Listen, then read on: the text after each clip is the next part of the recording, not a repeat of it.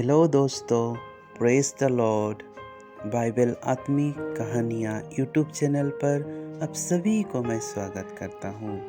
दोस्तों, आज हम लोग एक कहानी के माध्यम से बाइबल का वचन को सीखने का प्रयास करेंगे।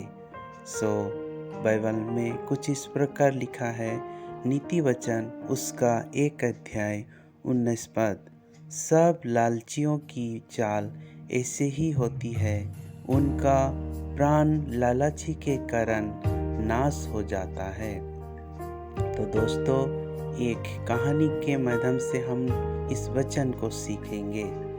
रामनगर नामक गांव में एक बंदर था, जिसने पूरे गांव में हाहाकार मचा के रखा था।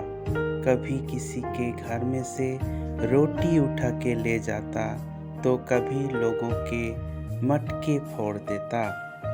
कभी कभी तो फलों के बागान में घुसकर कच्चे फलों को तोड़ता और नुकसान पहुंचाता था। गांव के लगभग सभी लोग उससे तंग आ चुके थे। कई बार उससे मरने की योजना बनाई गई, परंतु वो बंदर इतना चालाक था कि हर बार बच निकलता। गांव के आधे लोग तो कहते थे उसे मार डालते हैं, लेकिन गांव के पंचायत ने निर्णय लिया कि जो भी हो, बंदर को मरनेंगे नहीं, वरन उसे जीवित ही पकड़कर नदी के पार जंगल में छोड़ देंगे।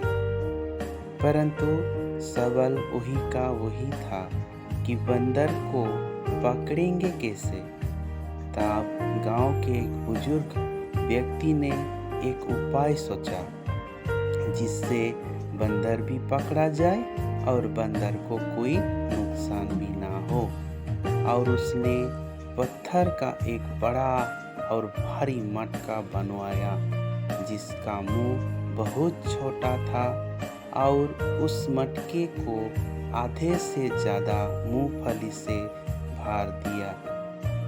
मूंगफली की भीनी भीनी खुशबू से बंदर खींचा चला आया, और जल्दी से उसने अपना हाथ उस मटके में डाल दिया। अपने बड़े पंजे से उसने अपनी मुट्ठी में ढेर सारी मूंगफली पकड़ ली, लेकिन जैसे ही बंदर ने अपनी मुट्ठी निकालनी चाहिए, तो मटके के मुंह छोटा होने के कारण वो उसमें नहीं निकाल पाया। बंदर खूब जोर लगाने लगा। उसके हाथ में दर्द हो रहा था। वो चिल्ला भी रहा था, परंतु उसका हाथ उस मटके से बाहर नहीं आ रहा था।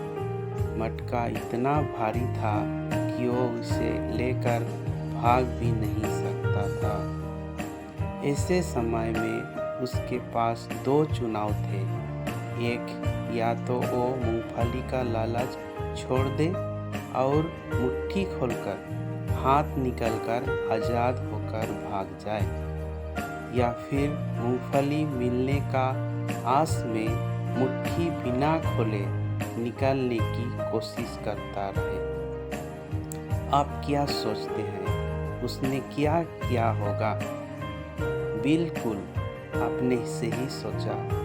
उसके लालच ने ही उसे पकड़वाया दिया और उसे अपने प्राण से हाथ धोने पड़े।